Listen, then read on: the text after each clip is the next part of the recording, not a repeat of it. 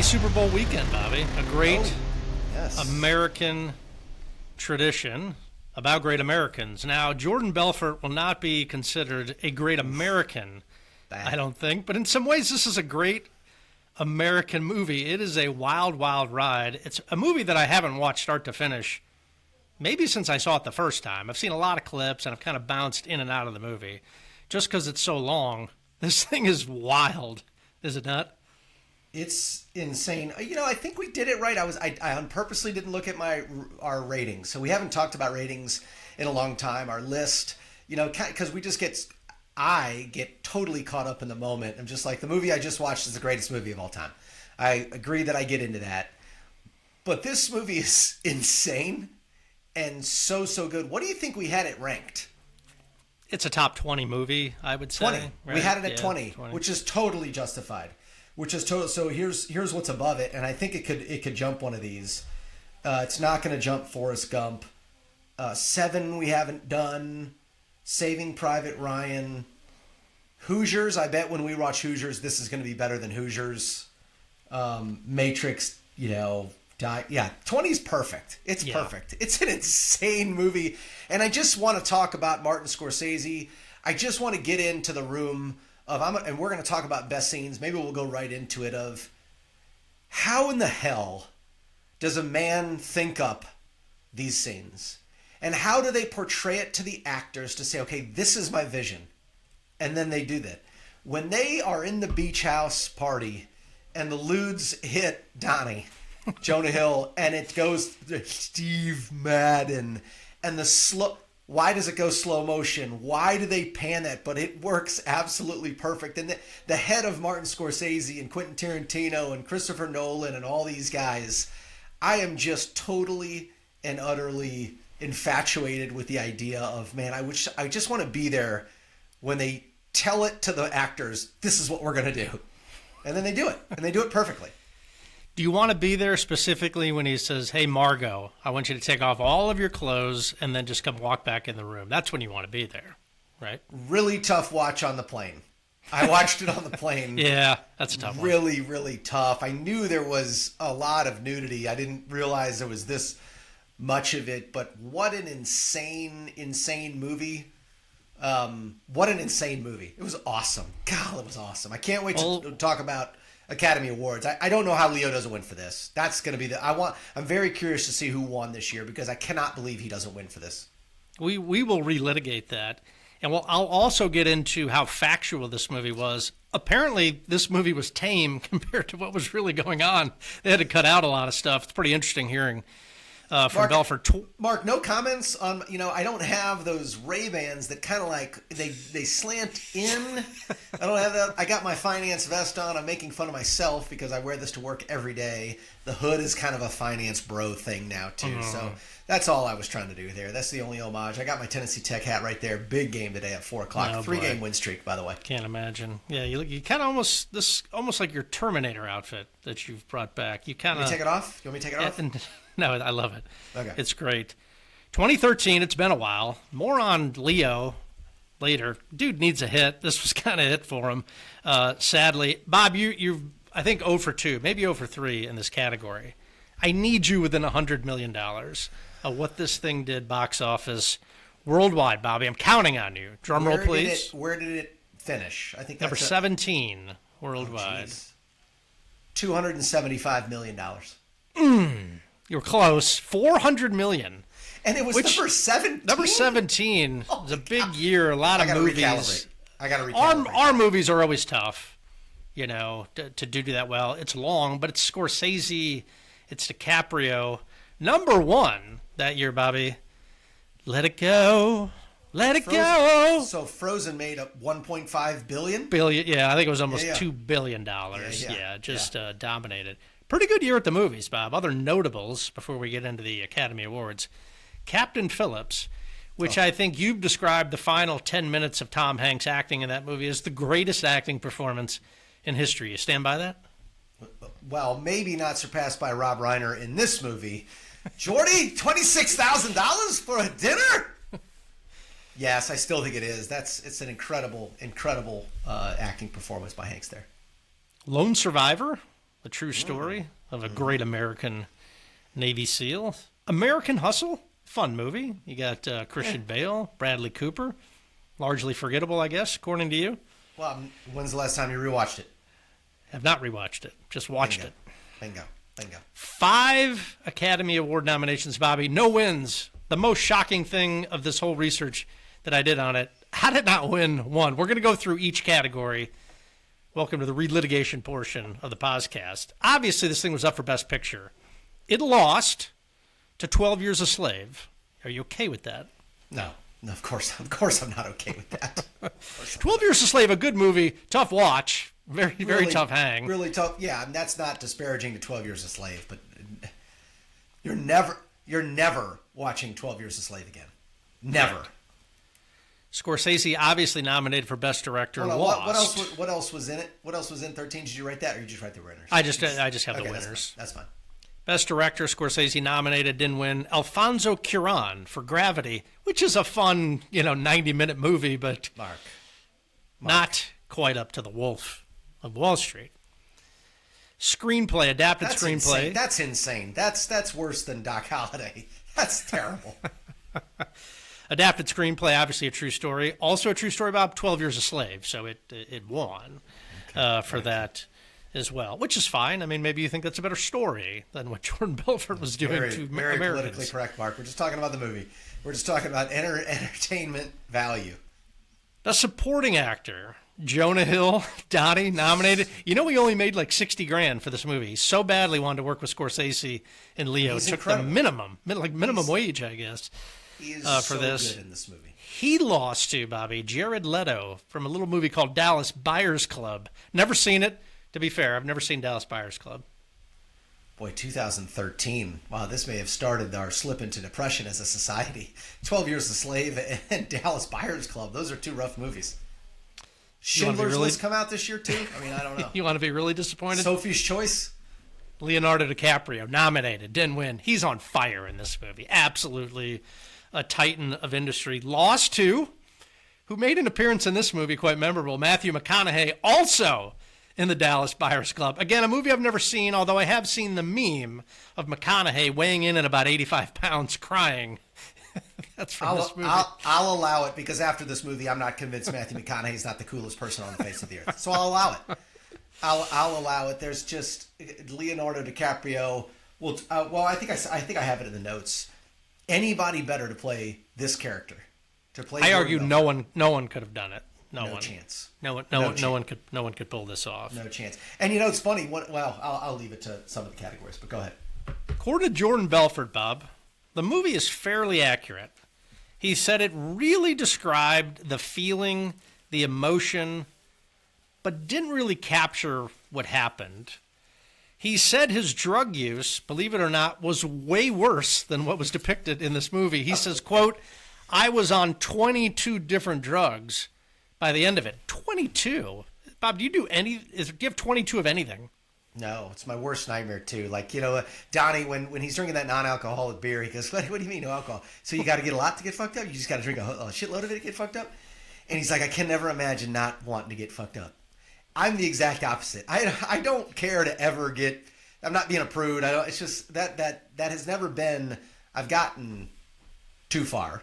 We're going to talk about the phases. The tingly phase, and the slur phase, and the worst of all, the cerebral palsy phase. We're going to figure out where you've gotten yourself to. Okay.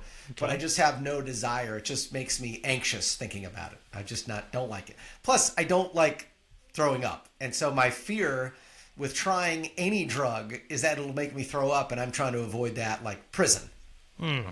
Very good. So. According to Jordan Belfort, way more debauchery with animals that they couldn't get approved to put into the film, which just, I don't even want to know exactly what happened there. I will, and we'll get to the ending and all that stuff. Do you feel like they do a really good job? Now, I read the story as to what he actually goes to prison for, but as you watch the movie, do you think it's clear? No. Why he's in trouble? I mean, clearly, he's a maniac, and you could just imply that bad things are going on, and he's not a great person. But I don't think it's really clearly laid out. What is it that he's doing that's illegal in the movie? Well, yeah, like those tactics, the high pressure tactics, and all that stuff. But no, it's the Steve Madden IPO. Remember, he says he owns 85% of the stock. Yeah, which apparently you can't do. Which apparently is completely illegal. So I think it all revolves around that IPO. I think that's ultimately what it is. And he's rat holes, Brad. He's rat holes. Died at 35, the same age as Mozart. I don't know why I said that, but the same age as Mozart. Before we get into the helicopter rating, Bobby, which I am as excited about a helicopter rating as I've ever been, our guy, Bobby, Leonardo DiCaprio, who's on a short list of the greatest actors of our generation. I don't know that he has an equal. You know, maybe Matt Damon kind of gets there, but it's almost like DiCaprio's in kind of a league of its own. Our guy needs a movie, Bob. Let me just, since this thing came out, which is 13 years ago at this point, he does The Revenant, which he wins an Academy Award for, but I'm not watching that movie ever again. Tough hang, and I don't really care for it. It's like Leo all grimy and ugly and gross. I don't like it.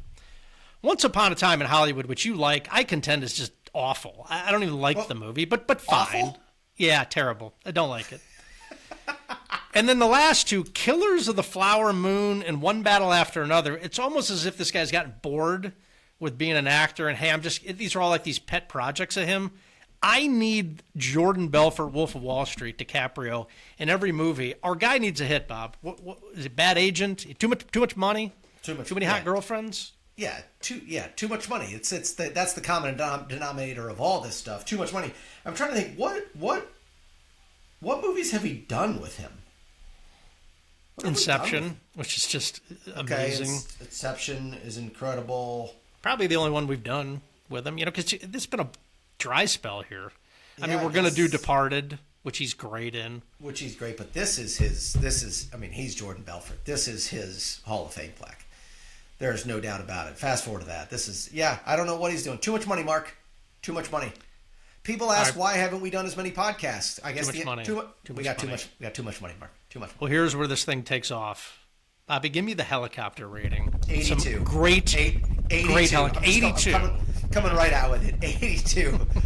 It is an incredible helicopter scene. I could talk about that scene forever and all what it means. I'm going to save it from some of there, but if you don't remember where the helicopter comes in, it's just very early in the movie. It's basically how he gets home from God knows where, from the city out to Long Island where he's at, and he's just driving the helicopter. Not great special effects. I mean, pretty easy to tell that it's fake, which it would be higher if the special effects were better. But he's just bringing this thing in. The pilot's just like, I mean, what am I going to do? I mean, it's his plane. He pays me, or it's his helicopter. And then at the end, when he's getting straight and he's doing these infomercials, I just love the helicopter as a mode of transportation. 82, very high. It's perfectly used in this movie. Perfectly used. Yeah, very, very well done. Just exceptional. You ready to jump into some scenes, Bobby? Because there's a lot. I mean, this movie is long, 3.5 hours. There are just a multitude of scenes. I'm going to run through them, Bobby. You fill in the gaps. Give me the highlights. Yeah, go ahead. I mean, we just have to start with the lunch scene with McConaughey. I mean, look, we have an award, the Matthew McConaughey Award for the best scene stealer of a movie. This is better than I remember. It's cemented. Look, I think for a minute there, you and I were kind of waffling like, hey, Christopher Walken in Pulp Fiction with the watch. Is that better? Like, is this a better sort of scene steal? McConaughey is insane in this scene. It might be my favorite scene in the movie, which is strange, but just give it to me, Bobby. Time out. Favorite scene in the movie? Mark, I contend it might be the greatest 6 minutes and 1 second of cinema history. You timed it? Here, 6 minutes and 1 second. I have an executive order. It's already signed right here. The Matthew McConaughey Scene Stealer Award will never be renamed. Agreed. Ever, Mark. I was, what is the right word? Captivated, enthralled. It's unbelievable 6 minutes. I don't know if it's comedy. I don't know if it's drama. I don't know if it's... I think every single word is ad-libbed, which is a whole nother question of how does this stuff come into his mind. I've got some quotes that we'll pull from there. It's the greatest 6 minutes and 1 second in cinema history. Now, the penultimate round we've talked about, the docking scene in Interstellar. I don't know where this fits in it, but it's the most YouTubeable, the end of Whiplash. Yeah. The most Are you not entertained? Are you not entertained? It's the most YouTubeable moment in my life. Everything about it is absolutely perfect. I'm going to steal from some of my categories. I'll pause on it. But his hair, when does this take place? The market is still open. So how do they have time to do this? The amount of alcohol. There's no way in hell that waiter's name is Hector. There's no chance his name is Hector. It's an incredible scene. We can end it, book it, done. That's the only scene you need to rewatch for this. It's electric. It was McConaughey was in more of it than I remember. I always kind of thought it was just but the scene in the actual stockbroker room, just great stuff. For the purposes of doing our job, Bobby. When we first meet Donnie, then you get him training all these yahoos, the growth of the company, the sales script, just that whole part from Donnie through kind of the growth of Stratton Oakmont, which they do it really quick. It's great. I don't know what Jonah Hill is wearing on his teeth, Bob, but I need you in that outfit at some point with those teeth. What do you do? What do you do? I see you in the building. I see you. What do you do? Stockbroker. How much money do you make? I don't know, 72,000? 72,000? Yeah, last month, give or take. You show me a check for $72,000. I work for you. I quit my job right now. Then he goes right over. He goes, hey, I wrote, damn, I forget his name. Hey, Leon. Yeah, listen, I quit. And then it just goes right into it. Now, before that, before he meets Donnie, the Aerotime Engineering sell on the phone was incredible at Investor Center. Was awesome. So you kind of skipped over that one, but yes, right into Donnie. Introducing his band of misfits is incredible. I don't know where. I mean, you gave a long one, like selling Kevin.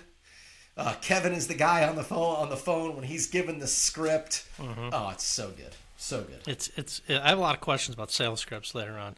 The meeting that they have to kind of discuss bringing the midgets in is just hilarious. When they're just kind of going through the do's and the don'ts, and somebody will say something like, oh, no, we're not going to do that. That would be completely off kilter.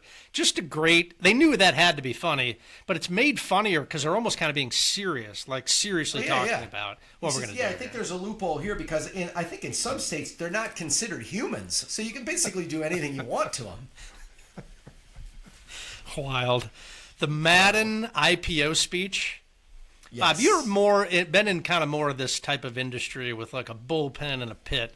Has there ever been a situation where a dude stood up in front of a room with a microphone like this? No, there's sales meetings to whereas like, no, of course not. Now there's a system. Now these guys, when they were with McConaughey and early, they do $500 a day. This is bleeding into all of my Bob's Big Questions. Have you ever had to cold call? Do you realize how much $500? You realize how much $500 is? I mean, $500 would.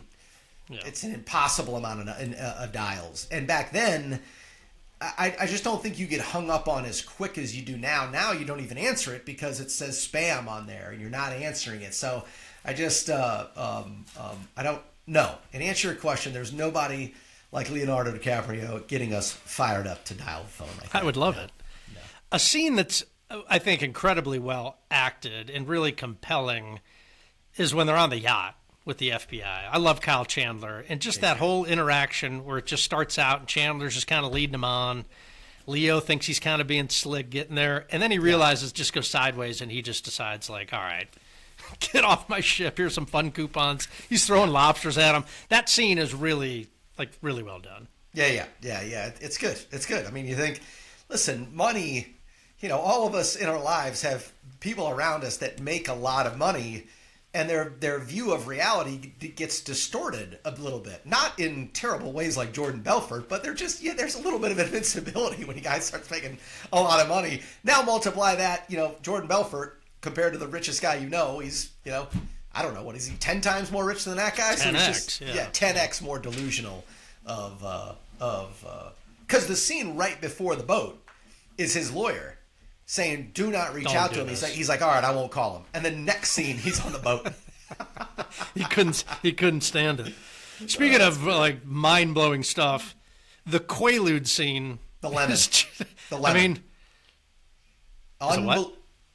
The lemon. Oh, a lemon. It's called a lemon. Yeah, it's called a lemon. To refresh your memory, him and Donnie, they find these lemons. They're 30 years old or 15 years old. They take one. Nothing happens. They're working out, which was a great scene. She's like, what are you two retards doing down there? They're just working out. They're not working. Let's take them. And then he's got to drive to the payphone at the club. And as he's talking, he just can't talk anymore. And he says he passes the slobber phase, the drool phase, and goes right into the cerebral palsy phase. And his acting, and now I think this is why he doesn't win, because this is basically a comedy. Right. I mean, think of that, the physical comedy involved.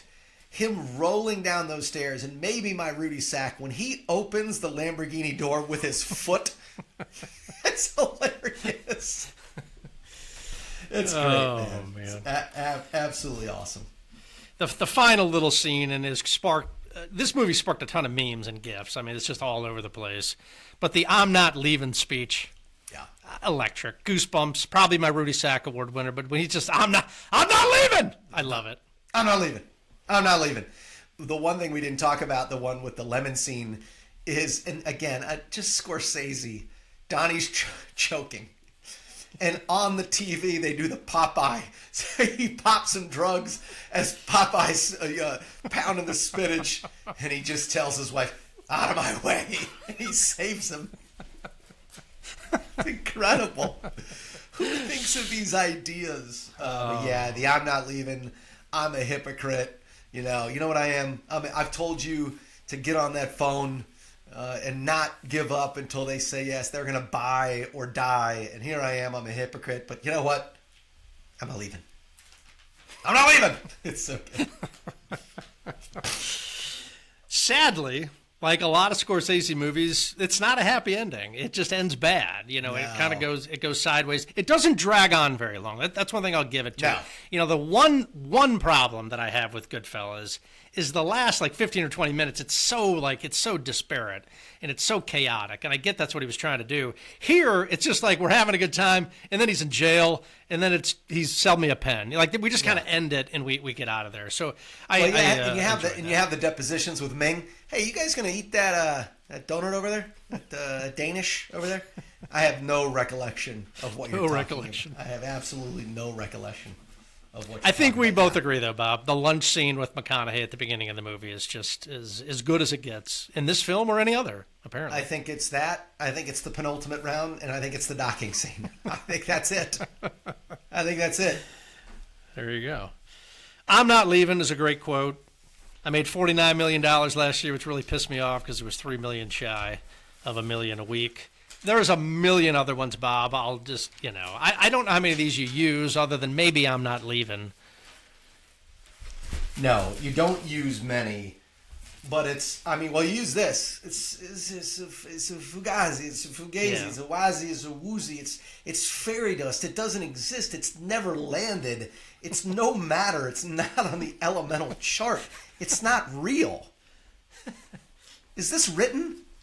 And if it's not written, how does he think of this? I mean, that's incredible. It's a wazi, it's a woozy, it's fairy dust. It doesn't exist. It's never landed. It's no matter. It's not on the elemental chart. It's not real. It's so good.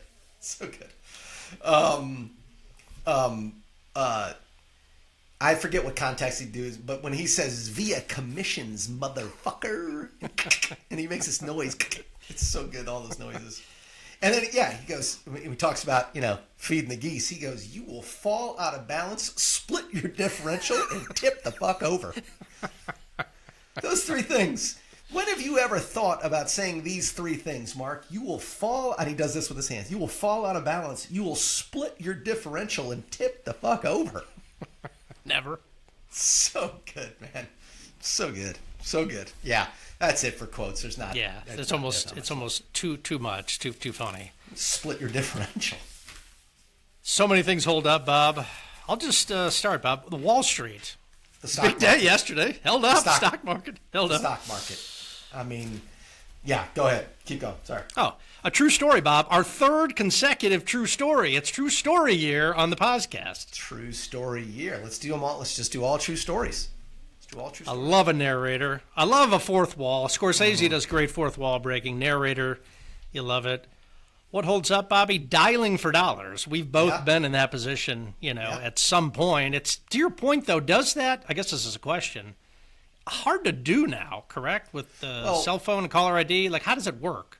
Well, in our business, and probably similar to yours, we're not making cold calls. If you're making cold calls, that's a rough, hopefully they're warm leads. But yeah, it's the pull-through rate of somebody answering the phone is very, very, very low. It's very, very low.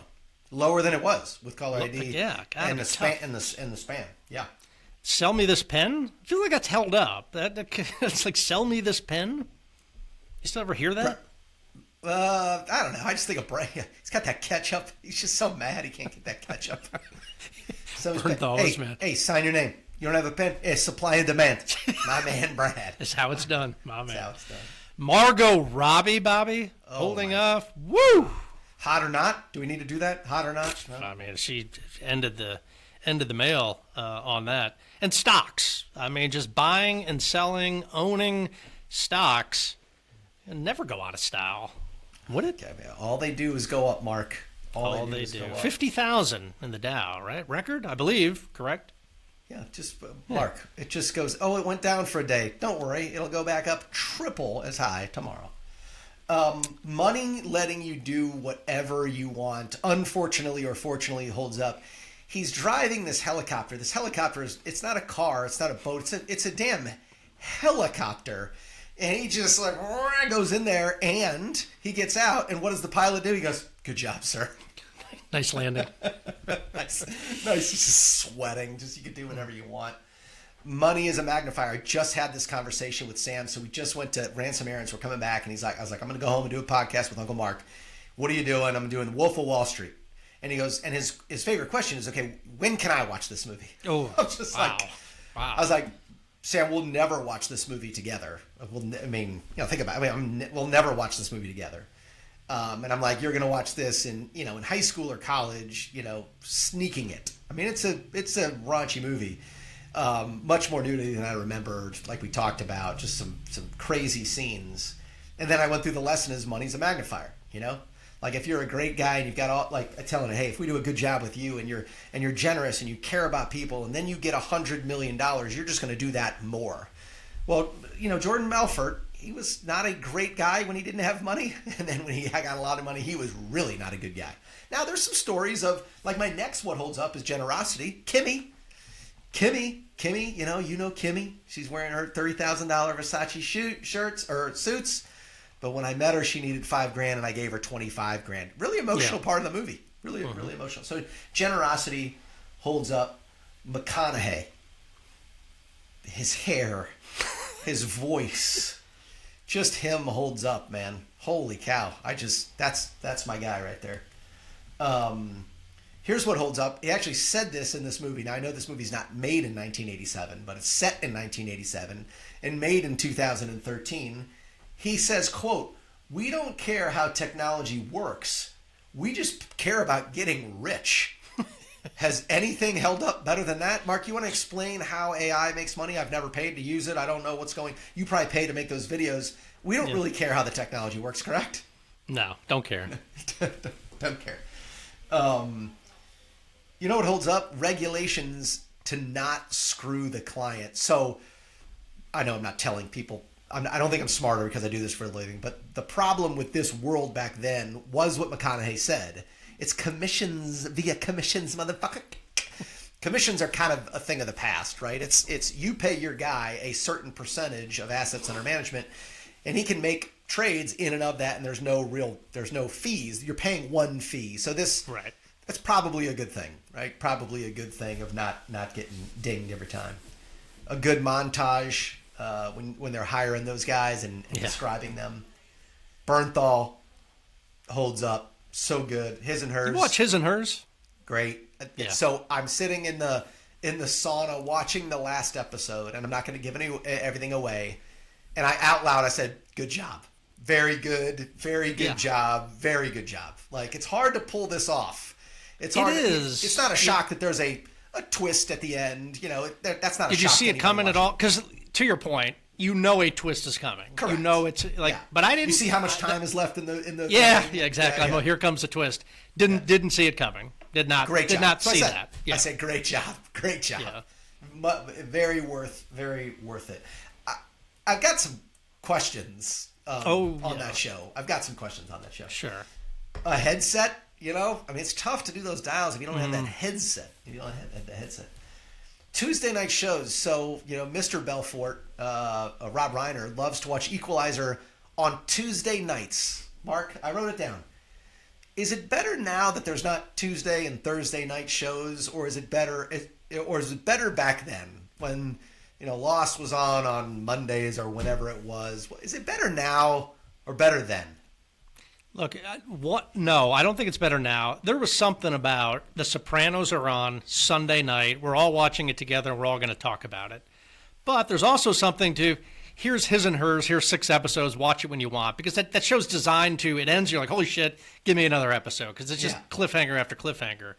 But there is something, I think you're kind of seeing even Netflix pull back a little bit on this, right? Like Stranger Things just ended, and they kind of pieced it out. Like, all right, here's 3 episodes on Thanksgiving. Here's another 3 on Christmas. Here comes the finale on. Because they kind of want the collective in it and doing it, not giving out spoilers. Still, this Game of Thrones, with this new one that's out, 7 nights of it, whatever it is, it's fun, it's good.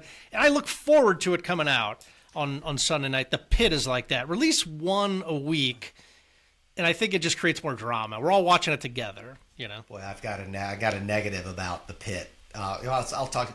So I watched the first 15 minutes of that Night of the Seven Kingdoms, and it didn't. Okay, so I got to give Stay it a with shot. it. Stay with it. They're short, like 30 minutes long. It's cool. Okay. It's different than Game of Thrones. A little funnier, a little lighter. It's good. So when we couldn't come to Athens because of the weather, and you did your dance, great job, by the way. Are you going to put that up via Twitter on the podcast? Your dance? Yeah, I guess I could. Yeah, I've got the video. Yeah, sure. Yeah. Show off Ellie's picture. Nobody needs to know about Ellie, so yeah, maybe not. Who knows? So anyway, so we're home, we're home alone without so the kids went on a trip, right, on a church trip, and so Mary and I are home alone. Which, I told you this. Yeah, this is your life. It's for those of you who are listening that have young kids, being home, not going to a hotel without the kids. That's fun for sure. Being in your own home with nothing to do, with no kids. Wow, that was so fun. It was so, I mean, just like total relax more. Because when I go on vacation, I'm like, well, I don't want to waste the vacation just laying in bed. I want to, like, we got to go do stuff, this, then this. This was just like, watch 6 hours of The Pit, you know, this, all that. But, you know, I'm going to say this, you know, Sam's in the other room, you know, we're home alone. Like, so we all kind of know what's going to happen at night, right? But Mary's like, I'm going to just tell you this, Bob. The Pit is not putting me in the mood right now. I was like, fair enough. His parents dying, his kids blood, dying. A lot of grossness. It's just like, it's bad. It's bad. But good show, though. You enjoying it? Good show. Noah Wiley's awesome in it. He's awesome great. in it. The last thing, not working on weekends. Jordan Belfort, they're on the boat. Okay, he's with the FBI guys. And he says, I'll give you my personal line. You can call me 5 days a week. That's great. I thought it was awesome. You know, normally it's, hey, call 7 days a week, you know, 365. He goes, no, 5 days a week you can call me. Because the weekends, I ain't working. I ain't working on the weekends. That's it, Mark. That's all I got for Holds Up. Questions, Bobby. Why is it referred to as Black Monday? You know, Black Friday, you get positive sales. You get out of the red for the retail stores. Everybody was losing money. Why Black Monday, not Red Monday? Well, fast forward about the questions. Do you know what was the cause of Black Monday? I don't remember the 87 one, to be honest with you. What was it? Google it. They're like, don't really know. don't really know. There's like a couple different theories of what happened. You know, like COVID obviously happened. Yeah. You know, the tariffs happened. They're like, don't really know. Don't really know what happened. Although it dropped 587 points or something like that. You know, which is like nothing now. Yeah. On a percentage basis. But yes, you're right. It sounds funny when it says drop 580, or the Dow did, and the Dow went up 1,000, you know, just yesterday on Friday or whatever the case may be. But looking for jobs in the paper, Bob. Were you ever a part of that? I remember doing that. Like, yeah, jobs in a paper. I remember looking for a car in the paper. I remember. Yeah. 100%. 100%. The classifieds, they still exist. Could you look for a job in the newspaper right now? Is it possible? No, I don't think so. No one would post it there, right? Because they wouldn't think anyone would look, right? You just do it on like. I think if you attract a guy that finds a job in a newspaper, you don't want that guy working for you. That's probably a good theory. This came up in A Few Good Men, Bob. Like, hey, should these guys have just taken the deal? Belfort should have took this deal, right? I'm going to wait for it in Bob's big questions. Yeah, I mean, come on. Like, what are we doing? The gig is up. The gig is up. Although I did forget about Donnie turning on him with the letter. Donnie turns him in. Totally. And then he just, it's such good acting. Like, he's on that banister when he knows it's over. There's no fight. And you can just see it registering as it does in your head. You're like, you just got to get the guy before he gets you. Like, in that world, you just got to get him before he gets you. Yeah, there is no honor amongst thieves. These guys are all clowns. They all know at some point it's going to end. So at the end, I mean, is Belfort a rat? Is he Henry Hill? He was left with no choice. Yeah, I guess so. Yeah. I mean, I guess he left with no choice. And Bob, finally, it's just always going to end bad, correct? It's just like, it's never as good as it seems. Like, if you're in this mode, I guess, like, the question is, look, you're not going to go to prison. I guess he did go to prison, correct, Belfort? Yeah. You think it was worth it? Tennis. Think it was worth it? Well, from what he said, like, it's federal prison. He's playing tennis, and like, there is a microcosm of, man, this world isn't fair in a lot of ways. In a lot of ways, it's not. Is that it? Yeah. What do you got? All right. So back then, there's really no internet. They've got those, Cotrons and computers. More illegal stuff happening now or then? Wow. As a whole, anything in and around the stock market. More illegal stuff happening now or then? I think it's all just whack-a-mole, right? Like, in your industry, my industry, like, everyone's trying to get ahead, and you're just playing whack-a-mole on this, and then the people move to something else. Probably easier to get away with more stuff than just kind of like, hey, it was impossible to be a serial killer now. You could pull it off back then with no internet, no cameras and things like that. So it's probably a mix of both, but I don't think it ever changes. The criminal, Bob, always one step ahead. Always one step ahead. Or they're just hiding in plain sight. Like, again, I don't know what to believe, but is it really that obvious that Nancy Pelosi is the greatest investor of all time? Like, I tend to believe the truth is in the middle, maybe, but it's probably not all on the up and up, but it's probably not all, who knows? I don't know. We already talked about this. You answered it pretty definitively. Anybody better to play Jordan Belfort than Leonardo DiCaprio? I mean, and I think he's name another guy. Gosling? Maybe like I just don't know anybody that could do it. A young Al Pacino, maybe. When he's on, he's kind of a one of one, And I don't know what he's doing now, but in that movie, I'm like, that is the greatest actor who's ever lived. Like, just playing that movie. It's just electric. Yeah, I just think the movie was too off the wall. I think it was more of a lot of it is a comedy. A lot of it is a comedy. Yeah, and it's like you said, you're not watching that. I'm not watching that with Ellie. I'm not watching. It's just there's a lot going on. There's a lot going on. I already talked about this. There's no way the waiter's name is Hector. I just don't know why he calls him Hector. He's an African-American man with no act. His name's not Hector, so I don't know why he calls him Hector. But I do love when he says, "Excellent strategy, sir." I love that. Yeah.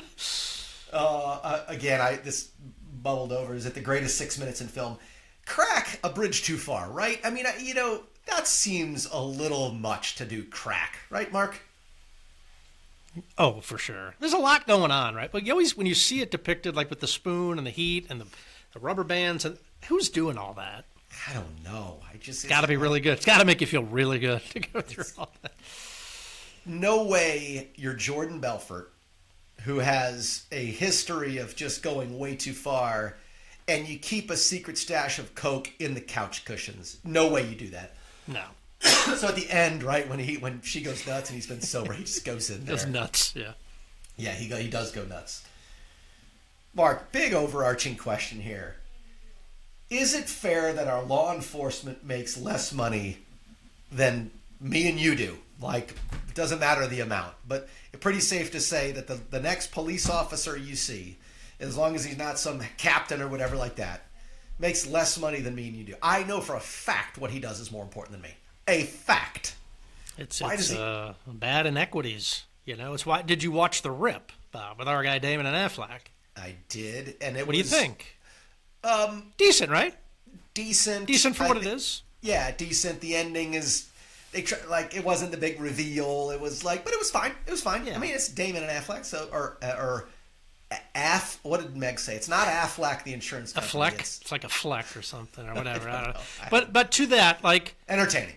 Like, take a stash. Like, do you have any problem with the guys with the Rip? None. Take a stash, put it in your pocket, and go. Where does this money go? That's what I'm saying. Where does it all? Yeah, it goes back in circulation. Like, what happens here? Where does take a it stack. Go? Yeah. Just take a stack like this. Just take a stack like that. Who cares? I got no problems. Back to blue. There's a question, Mark. How much of that is happening? They raid a drug house. There's $600,000 in there. How much of the $600,000 is stolen by cops? Give me a percentage. Look, I hope it's happening. I hope they each grab 10 large. But what do you think is happening? Oh, well, look, there are criminals in every line of work. Even, there are criminals in the cop world. So 10% of the time, we're getting something. Okay. All right. Okay. So, yeah, let me ask this one. So go back to the flight to Switzerland, okay? And he just talks about, there's no way I can't do that sober. And so the montage of them getting to the plane is awesome. It's incredible. Extremely inappropriate. And then he's in this first class cabin. And if you remember, it kind of cuts to this scene of like, hey, what happened? And he is behind this stewardess like a dog. Yeah. And he's grabbing her face and licking it. So I just want to know, how many takes did that take? What is Scorsese saying to him? What is Leo saying to this woman? Like, it's uncomfortable to watch. I mean, it's a lot. You know what I mean? And it's great for the movie. What's going on? Like, does he first, like, hey, he grabs her butt and Scorsese's like, hey, bro. Take it. Like, you've got to take this to a level you never would. And does Leo be like to the girl, like, hey, I'm sorry? Like, does he say, I'm going to lick you? Like, he's just licking her. What happens? What's going on there? Like, the more you follow this stuff on Twitter, you realize all the great scenes were, like, improvised, right? Like, if that's improvised, the scene in woman... Departed where Nicholson pulls out a gun and DiCaprio looks stunned, it's because DiCaprio didn't know a gun was supposed to be in the scene. In the scene where some guy gets slapped, he has no idea he was going to be slapped, and he looks shocked at it. So I think Leo knows where he's going, and you're just along for the ride when you're one of these extras. And I think he just goes nuts, goes for it. Hans Gruber famously didn't know he was going to be let go. Yeah. You get that great... I would love to see did it take 10 takes? And he's just telling DiCaprio like, hey, you gotta go further. Mark, how many people do you need at a dinner for it to cost 26 large? Now it's Manhattan, so it's all alcohol based. You can get there in a hurry. Yeah. Well, this is 1987. Like 20. How many? Like, what does that dinner look like? It's tough to, let's call it a 4-hour dinner, which is a way too long of dinner. Oh. It's tough to get to 26 large. Oh, you got to try. Yeah, you got to try. Now, look, you can get into the low thousands pretty quickly. You get the seafood tower. Oh, you get a couple bottles of this, a couple bottles of that, and it'll add up real quick if you got 10 some odd people. I guess it's one bottle of wine if he really wants to. But that's got to try. And then my last question, it could be Bob's big question. It was what is piggybacking on what you said. Is Jordan Belfort the worst decision maker you've ever seen in life? No. I was whipping through some movies of just like, well, Terrence Howard, obviously. Jordan Belfort's he's just greedy, right? And it had no off switch. Couldn't stop, right? Jeez, he couldn't stop. It gives me anxiety. Just relax. Don't you want to just relax at any point? Just couldn't stop. Like that. Yeah. Just wired differently. Those are my questions. Great effort out of you. Yeah. I'm excited for these, Bobby. The Denzel Washington Award for the biggest badass in the movie. Got to be Bernthal, right? Brad Bodnick? Brad. Died at 35. Same age as Mozart. Yeah, I think that's it. I think it's Brad. He wouldn't rat on anyone. He wasn't talking. And then he made a decision to get away. He's like, this is a bridge too far. I can't hang out with these guys. Yeah, he knew. Yeah, he knew. How did he die? Do we know? Heart attack. Heart attack. There you have it. All right. I mean, we don't get this very often, Bob, but the Matthew McConaughey Award for the best scene stealer of the movie. I already showed the executive order. What about the non-Matthew McConaughey division? Nope. Not going to deface that thing on this movie. It's the greatest 6 minutes in movie history. Where can we fit in Blair, Margot Robbie's boyfriend? I wanted to put Blair somewhere. Yeah, she's never been on a jet skis. How many times are you going to ask her? Yeah, it's so good. So good. That guy was great. Aaron Lazar. The Don Corleone Leadership Award, Bob, for the best advice in this movie. Yeah, buy or die. Buy or die. I want you to take Steve Madden's stock and shove it down their throat until they can't breathe anymore. Buy or die, Mark. Buy or die. That's a good one. I got pick up the phone and start dialing. You've probably been told that a time or two. I know it's been said to me. You're late pick up the phone. You're late on your mortgage and about to get evicted. Good. Pick up the phone. Start dialing. Amen. This was tough. The Big Tom Callahan. Actually, not tough. I thought this was easy. The Big Tom Callahan Award for the best parent, Bob. I think you mentioned him earlier. Mad Max, right? Great parent. Well, I mean, he did give birth to Jordan Belfort, but he's trying. If your son is Jordan Belfort, and you know what's going on, I mean, you know he just spent $430,000 on hookers. Jordy?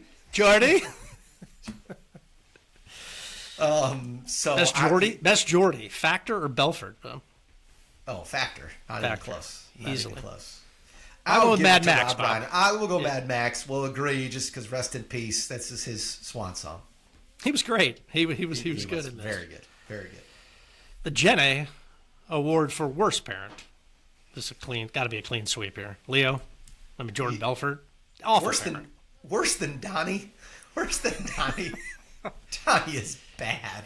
Yeah, I mean, co-worst parents. They're both equally just degenerately bad. I mean, can you imagine Bernthal as a dad? Maybe he turned his life around. Meng Sea Otter. These guys are not worried about the right things. I'll promise you that. What a collection. eBay Award, Bobby. Item from the movie you'd most want. Oh, I told you I don't research these things. Anymore. Oh, it's the Stratton Oakmont gear. You want something like a Stratton Oakmont polo? No, I think I would want the when he's doing the infomercial for the sales training. When he's coming off the helicopter, there's got to be like a book like that you had on that is that sales training manual. Or maybe like the sales script. That would be good. You have a sales script, Bob, back in the early days of all right, Bob, just say this. When they answer, you just say that. Here's the script. Oh, 100% you had a script. 100%. Are they still wheeling that thing out? If I go through Northwestern training tomorrow, am I getting the same script Bob Pizzata got 15 years ago? Al Granum sales book. We still use it to this day. I've got Bob's big questions on our numbers, on our Northwestern Mutual numbers of how many prospects, how many dials, how many sets, how many reached, how many prospects equal a client. Yeah, I got it all. Well, we've mentioned you surmised that Jordan Belfort was the worst decision maker in history, but which one did earn the Terrence Howard Award for the worst decision? Not taking the deal, sailing to Monaco in the chop? That was a bad decision. The worst decision, I've already talked about it before. If you're the helicopter pilot, you can't do it. You just can't let him go. But I tell you what, you're telling me that Kobe Bryant didn't have one of the best helicopter pilots and one of the best machinery ever? And I don't know if this is true, God rest his soul, but maybe that pilot didn't, that they had a basketball game and Kobe's like, we're going to that basketball game. And the pilot doesn't have the stones to say, no, Kobe, we're not. I don't know. I don't know if that happened, but come on, you can't get in. It's a helicopter. I'm never getting into a helicopter. I was going to ask, have you been in one? No, I've never been, and I never will. Never will. Well, on that note, Bob, it's time. It is time for your big questions. Oh my gosh, I've got so much. Okay, Mark. You go to the tingle phase. You go to the slur phase. You go to the drool phase. You go to the amnesia phase. And then you get to the cerebral palsy phase. Mark, what phase have you made it to? What has that meter went to in your life? Listen, we've all made some bad decisions. Never cerebral palsy phase. Never, what? Never there. I've misremembered some evenings. And there's been some drooling. Misremembered. Never. Yeah, never. I mean, I guess I'm not aware of cerebral palsy phase, but I don't know that I've ever even. Well, I take that back. I have seen some people get to that, but I would say right up to the cerebral palsy phase. I think we've talked about this before. I can't get to the drool. Well, not in public. I am not one of those guys. I was famously in bed when the sun was still up at my bachelor party. Because you were blitzed by 7 o'clock. Yeah. Oh, 100%. Oh, yeah. No, not because, I don't need, yes, because I was incoherent. But when I know it's too much, because I'm so afraid of throwing up, and maybe I can't even do that, like, these guys, they just keep going. The first sign of adversity, I'm just shutting it down. Okay. All right. So if you had to take more drugs than Manhattan, Long Island, and Queens combined, which one would you do? So, gun to your head, you have to do it. And it can't be, just whatever. More marijuana? Yeah, I knew you were going to say that. It's kind of a cop-out. But I guess what else is there? I guess. I can't think of any other ones that I do. Look, I'm not a big drug taker, even a pharmaceutical drug taker. Like, it's a lot. I'll fight through the Advil. Like, God, do I really need the Advil? So I just can't envision a situation where I'm doing it. You? Like, what is the entry phase? I get it. Weed's probably a cop-out because everybody does. Like, what's the next level? That's a good question. What's the next easy level? I guess mushrooms are like around now. I guess those. Yeah, they talk about that a lot. Yeah, like psilocybin. Yeah, a bunch of women taking psilocybin. Yeah, maybe. Gun to my head. Yeah, give me some shrooms. Well, I guess like oxycodone. But here, to my point, I had all of my wisdom teeth pulled as an adult and got oxycodone. Oh. I put it in my mouth. I'm asleep in 15 minutes. So how do these people take it and just go out and function?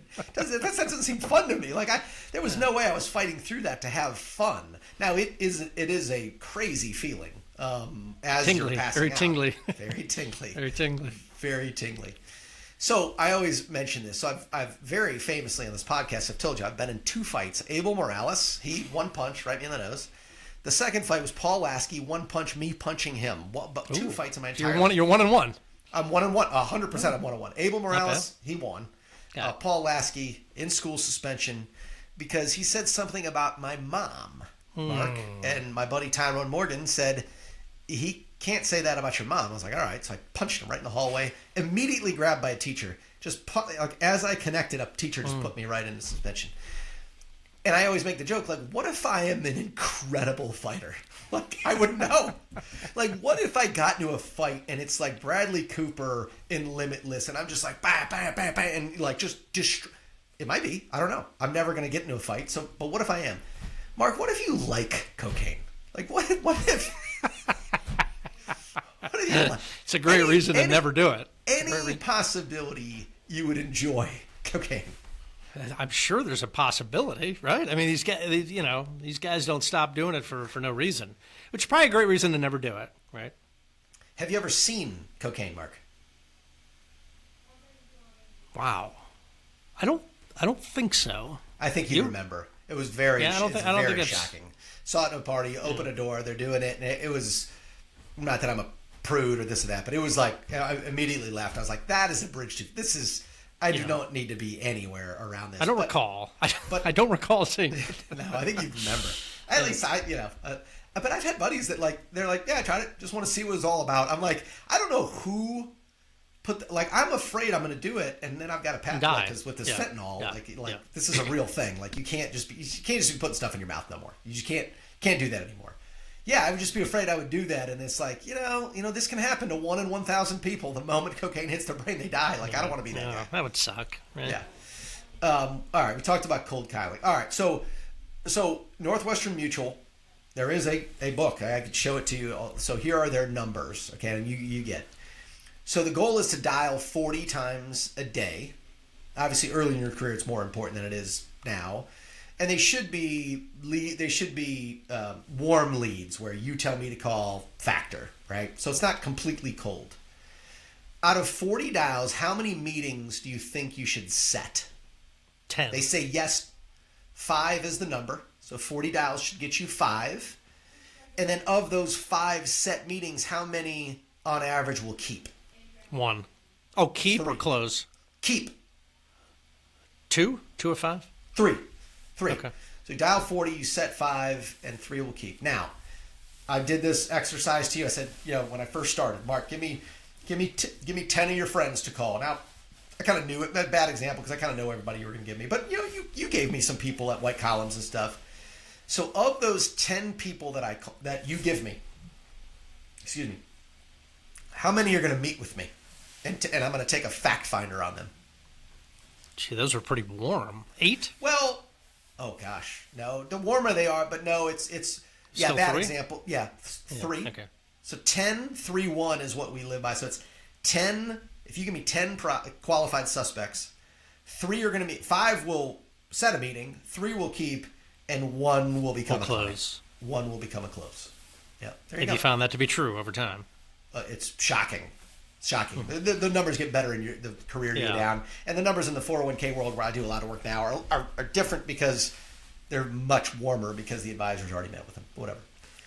All right, so $300,000 in 1987. So Jordan gets to this thing, and McConaughey's underling says, "I made $300,000 last year, like to intimidate." And how much is that now? $1 million. Close. $900,000. $900,000. Yeah. So how much was? So next big question. Yeah. What was Hannah making? What was McConaughey making? Got to be, he must have been making a couple, like 5, 6, 7 million. Like he must have been a baller, right? Yeah. Well, he's making enough money where he can take 3-hour lunches and just get hammered. Yeah. All right. So go right in here, Bob's big question. All right. We're going to start off with 2 absolute martinis. And approximately 7.5 minutes after that, bring 2 more. Then bring 2 more every 5 minutes till one of us passes the fuck out. So I Mark, love the 7.5 minutes. That's 7.5. So we're drinking 1, 7.5 minutes another, then 5 every 5 minutes. Mark, how many minutes are you lasting? Do we pass out or just it's hard. So 12.5 minutes, you're going to have 3. Hard to go. Look, the first martini, like in life, the first cocktail is incredible. Don't do the second one because the juice is not worth the squeeze. If I could down 4 martinis without because here's great. But that would be 4 martinis in 17.5 minutes. Yeah, be just gone. Like I made a martini the other day in front of or I had one at dinner. And I was explaining to Ellie what was in it. She just goes, "So it's just alcohol?" I said, "Yeah." Because you go through it, it's literally just vodka and vermouth, which is just in a jar that's cold, and there's an olive in there. It's just straight alcohol. Man, they're so good though. That first one, the blue cheese olive, Bob. Do you like a martini? Well, I've gotten into espresso martinis, which is a big jump from where I didn't even used to drink coffee. I drink coffee now in espresso martinis. So I figure that's good. Just pure alcohol and then just a shot of espresso or whatever. I don't even. Yeah. Maybe there's no coffee in it. Who knows? I don't even know. Yeah, four martinis, man. So not. Would you say 17 minutes? 17 God, that's a lot of alcohol in 17 minutes. Oh my gosh. Yeah. That's pretty good. All right, Mark. If I showed you a paycheck, so hold on a second. I didn't do this. You can edit. You show me a paycheck. No. $70,000. I quit my job. Work for you. Well, it's on that. So hold on. $70K in 1987. Yeah, I'd probably do this, Mark. If I showed you a paycheck for $199,723 and told you that's what I made last month, are you coming to work for me? Yeah, let's go. What are we doing? Are we doing this podcast? Yeah, that's what 70 grand is in 1987. So yeah, I probably probably whoever. Let's go. Yeah. What are you doing? Okay. Yeah, Paulie, that's his name. Hey, Paulie, listen, I quit. Mark, do you like to be sold? Not generally, because look, I'm fairly logistical in how I get to something. By the time I'm ready to buy something, I've researched the piss out of it. So I don't really need to be sold. It's almost like a waste of time at that point. I like to be sold. Yeah. I like to be sold. I remember I got sold the first HD TV I ever bought. I came out with the stand and the wires and it sold everything. I was happy to do it. It's like, yep, I love it. I love it. All right, Mark. The woman got 10 grand to shave her head. Yeah. How much to shave your head right now? I mean, for you it'd be nothing. I mean, we're damn near there, Bobby. You got a good head of there, but you see, you got to shave it right now, bald. That's so true. I've got a $100 bill, Mark. $100. No. $1,000. No. That's good. It's a great. I'm shifting on this a little bit because why do I want to be bald and look like an idiot? If we're closer to the summer, no offense taken. No, closer to the summer. 10 grand. 10 grand will shave this bad boy down. Jeez, that's just a little window on how filthy rich you are. Just 5 grand to shave your head where it's going to grow back. You're like, no, thank you. Not worth my time. Wow. I'm still shopping at the... Not even 10... Like, yeah, whatever. What is it like to be you? Gosh, damn. I'm so excited to be your brother. Am I in your will? You're in mine, but you're the executor, Bob. You're the damn executor. You got to get saddled with the kids, though. Your kids, yeah, I'm out in this the mine clear. be easy. There'd be nothing to do. Except count money and shave my head. Shave the head. That's it, Mark. Great job. You did fantastic. Rudy Sack Award. I think we both intimated what they were. Mine's the I'm not leaving. I love it. What was yours? Well, I know this is a cop-out, but I couldn't tell you how dialed in I was into that McConaughey scene. It was amazing. Oh, but I'll give it to the Kimmy. I'll give it to the Kimmy scene where they're both crying. It was a good scene. It's a good scene. It's good.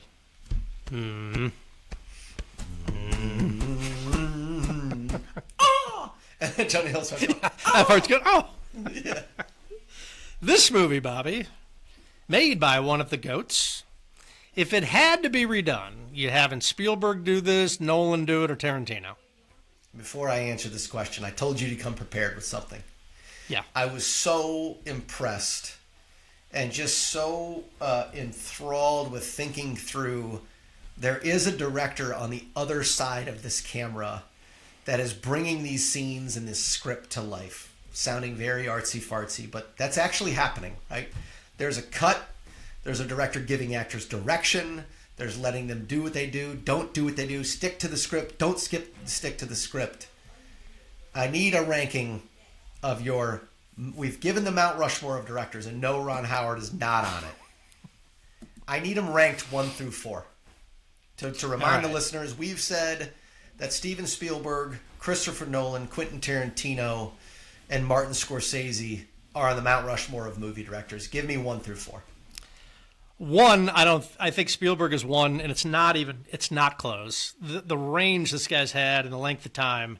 I mean, Jaws to Schindler's List to Saving Private Ryan. It's just the volume is insane, right? I'm going to go Scorsese 2 because I think Scorsese at his absolute best might be the best, right? Like his, your Goodfellas, your Casino, your Departed, this Wolf of Wall Street, Gangs, and all top notch. Just doesn't have the volume of Spielberg. I go Nolan 3, and he's got the most runway. I think Nolan's the only guy that can keep going and catch it. This Odyssey hype is off the charts. I know you don't seem to be that enthralled by it. I'm going to watch it. We'll watch it together. Yeah, I'm not. Not in it, but people are really hyping this thing up.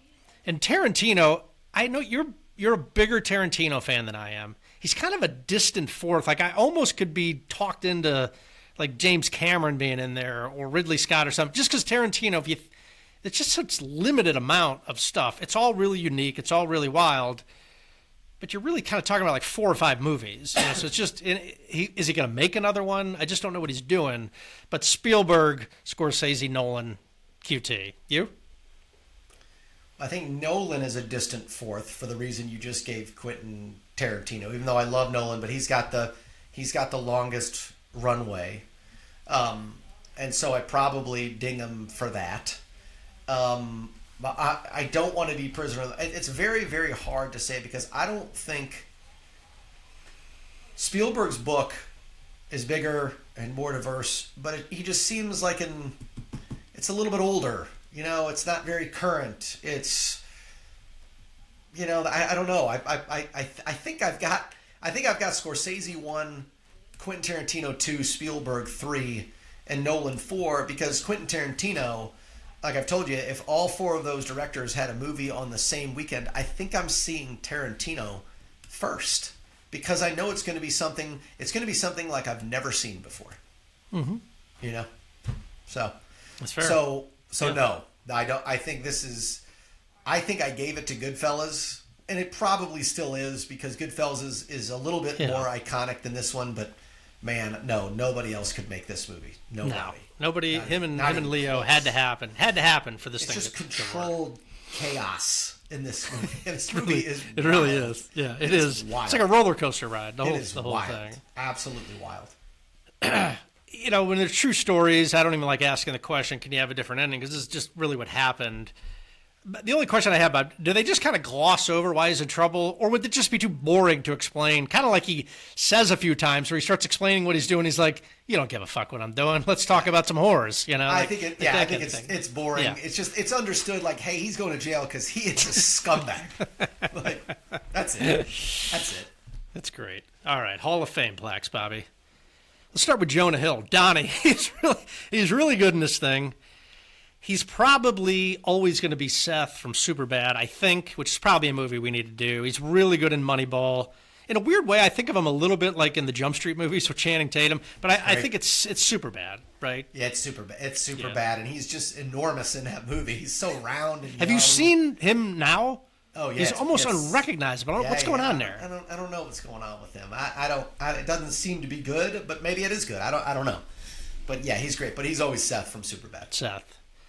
Margot Robbie. Woo! Oh my gosh. I guess she's Barbie, or is she this? I don't. Barbie's pretty iconic, but you just say This was her coming out party. This is coming out party. Yeah. I mean, to me, it's Wolf of Wall Street, but my kids, they're going to go with Barbie, I guess. Big movie. Yeah, she's this. Bernthal. Wayne Jenkins. The Punisher. He's the Punisher, right? I almost forgot he was in this movie, but he's the Punisher, right? He's the Punisher. And is there more Punisher coming? I think there is. He looks like the Punisher, right? He almost like, if you told me that's the Punisher, I'd be like, yeah, that's so good. So good. Yeah. Might rewatch that. That's a good rewatch. It is a good one. It is a good one. Kyle Chandler. I mean, clear eyes, full heart, can't lose. Coach Taylor. Is he the best fictional coach of all time? Jeez. I don't know. Better than Gene Hackman? Yeah, well, I guess that was kind of a real guy. Best movie coach. I don't know. I mean, best movie coach is Herb Brooks. He's good. Have you watched the Boys of 80? I haven't. Awesome. Great? It's great. It's great. Right. Yeah, you feel like, because I told Tom, hey, watch it. He goes, don't we know everything? I mean, is there more meat on the bone? And I was like, in a weird way, yeah. I mean, they get all these guys together. They watch it like in Lake Placid. I mean, these are like grown men like crying about something that happened 50 years ago. It's pretty cool. And we've kind of tossed this around, Bobby, the Hall of Fame plaque for Leo. Let's do Scorsese first. I contend it's still Goodfellas. This is wild, but I think Goodfellas, just for what you mentioned. I think it's Goodfellas. Where do you come down with Leo? I think the last couple of times we've said he's that Great Gatsby meme where he holds the champagne to you. Is it him doing that dance? Is he Jordan Belfort? Maybe he is. I think he's Jordan Belfort. I was so pleasantly surprised at this movie. Obviously, it's ranked 20th on our list of all-time movies, so it's not like we didn't think it was good. But as has been the case with a lot of these movies, you rewatch it. This movie is, I've said it a million times, this movie is wild. Like, if you haven't watched this in a while, buckle your seatbelt, man. It's incredible. It's a good point. I knew I remembered it. But going into it, I was a little bit like, God, this thing's 3.5 hours. It's I got to insane. find time to watch it. I watched it in one sitting. It's just like, let's keep going. I've stayed up to like 2 a.m. watching because I couldn't stop it. Great movie. Your Hall of Fame plaques, Bo. All right, Mark. So Donnie married his cousin. I've got a list of our cousins. I'm going to say, who would you marry? Oh, would boy. it be Kimmy? Would it be Joanne? Lindsay? We can't do this. We're Oh, not we Jordan can't? Belfort. We can't do Oh, this. oh. It's not Jordan. It's Donnie. Oh, okay. Okay. I don't want to All right, offend so- anybody. I don't want to offend. Okay. All right. Sounds good. All right. Best bank name. They're not all great. Merrill Lynch is not a great bank. Northwestern Mutual is not a great bank name. Goldman Sachs. I mean, that's pretty great. damn. It's like Yeah. UBS is not good. Goldman Sachs, Solomon Brothers, J.P. Morgan, Investor Center, or Stratton Oakmont. Stratton Oakmont. I love it. so I good. want a polo with Stratton Oakmont on there. That lion, it's kind of like the RBC Lions. They Yes. kind of lifted it there. It's incredible. Stratton Oakmont. I love it. Some of the founders of Stratton Oakmont came on the Mayflower and signed their name on a Primus fucking rock. It's so good. Just awesome. a complete lie, and it's pre-internet, Yeah. so no one can say anything. But he was right. We're going after the top 1%. We got to rebrand. So, FBI. What's his name in this movie? What's the FBI guy's name? Well, Kyle Chandler. I don't remember Kyle his Chandler. name, But yeah. The most demeaning name you can call someone that's richer than you and more quote unquote powerfully. He calls him little man. There are some people in my life that have a lot of money. If you called him little man, he'll lose his damn mind. There's That's a little rough man. one. There's guy. There's buddy. Can you imagine calling Jordan Belfort buddy? Pee-wee, shrimp. Is it any worse than little man? Little man. So, yeah, because you call guys buddy that you don't know their name. Hey, buddy. Yeah. Little guy, Yeah. little man. That's rough. That's a bad one. All right. So the name for a dose of drugs, like a bump, okay, like a bump, not the drug, not booger sugar or high-speed chicken feed. So we got a bump, a hit, a tootski, a line, a rail, a blast, a rip, a toke, a hooter, a moosh, a badunkadunk, or a hoo-ha. Bump was in the lead there for a while, but what was the Dunkadunk? That's pretty funny. Badunkadunk. Badunkadunk. I think he's not calling the cocaine tootski. I think he wants a little tootski. That's what McConaughey says. Little yeah, that's a tootski. good one too. Yeah. But What'd Bump you say? surprisingly really holds up. But let's go Tuski. Tootski. Yeah, little tootski. He's got this little vial of drugs just everywhere. Just like when Leo, when he needs the Popeye spinach thing, he just dumps that cocaine in his nose. So great. All right, Mark, last one. Now, if you're, listen, Mater, who else is going to listen to this, possibly with kids around? Joe Bay, Coach McCall, like just, if there's kids in the car, just turn this off and listen to this later. So McConaughey, in his speech, asks him, all right, hey, how often are you jerking off? Those are rookie numbers. You got to get up to big league numbers. Yeah, what did he say? 3-4 times a week? Those are rookie numbers? No, Jordan. Yeah, Jordan goes, yeah, 3-4 times a week. Three, He goes, 4 times? twice a day. One, it's acidic, mustardy shit. You got to get it out of you. I do it 1 right after I work out in the morning. 2 right after lunch. So the best slang term for masturbating: feeding the geese, spanking the monkey, pounding the pud, slapping the salami, strangling the snake, burping the worm, churning butter. Hold on, it gets so good. Hand to gland combat.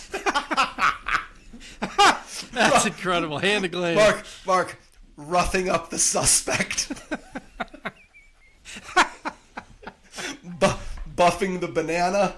Or a date with Rosie Palm and her 5 sisters.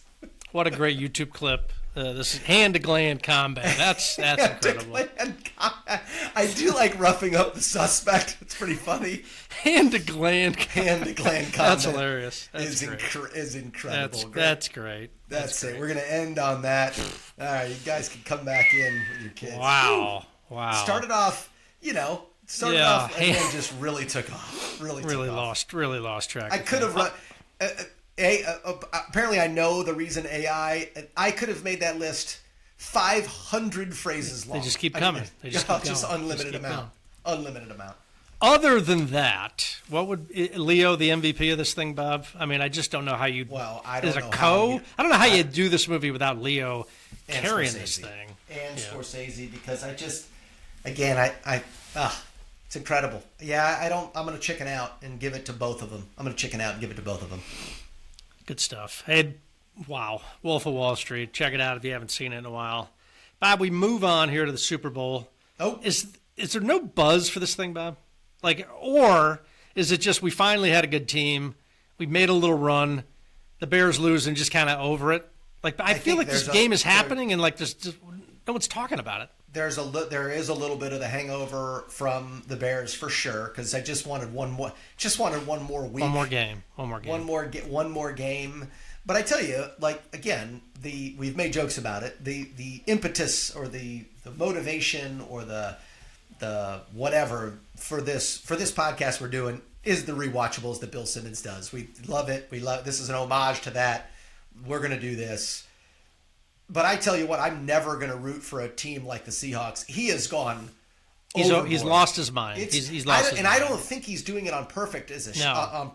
He's like getting offended that people don't think they're going to win and this and that. Yeah. So it's now flipped to where, like, I can't wait for Seattle to win. And I love Simmons, but it's just, you've always said, like, he's a little too much. He's always been great. I love listening to Simmons, but it's very annoying now. It's super annoying.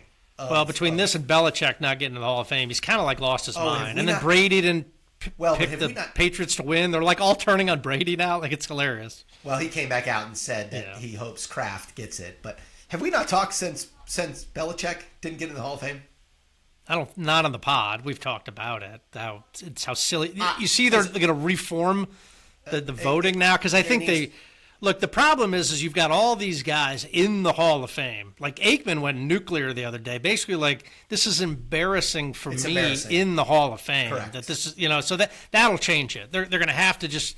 And Deion Sanders, who says a lot of stuff, I thought made a good point. He goes, the people in the Hall of Fame should vote on who's in the Hall of Fame. He's probably right. Just like those guys know what game recognizes game. Isn't that the thing? I mean, that guy's one of us. Now there could be some grudges, I guess, in there, but you'd have enough of them to where you'd get over it. But we're just going to punish Bill Belichick for a year, and it's silly. I was surprised how not emotional is the wrong word, but I was surprised how, like, flabbergasted I was. Yeah, I'm just like, whatever. But you took it personal. Well, it's just embarrassing. The Hall of Fames are kind of a joke anyway now, but yeah. All of them are. Too many. It's the Hall of Very Good. We've all made that joke, like less is more, but they just let people in, and they don't let, arguably, and probably unanimously, the greatest coach in the sport's history. It's so stupid. It's so dumb. Yeah. It's embarrassing. It's embarrassing. Well, I agree with you, Bob. I will be pulling for the Seahawks big time. I've got them winning 28-17. I think they're far and away the better team. Doesn't always matter in this. I think Vrabel's really good, but I do think Seattle, top to bottom, is a better ball club. So I got up 28-17. What do you got? 28-17. What is that? The over-under is higher than I thought it was going to be. I would say similar, almost 24-13. 24-13 Seahawks. It is still Sam Darnold. There's a little. That's the only thing. Yeah. But he's been pretty good. He's been pretty good. So I'll take the Seahawks, cover it, and lay in the points for sure. Well, there you have it. I did love that Ben Johnson finished 5th or whatever in the Coach of the Year voting, just to gnaw on that guy all off season. Let's go for next year. Just cannot wait. Why not us? Why not now? Been fun, Bobby. See you next time on the podcast.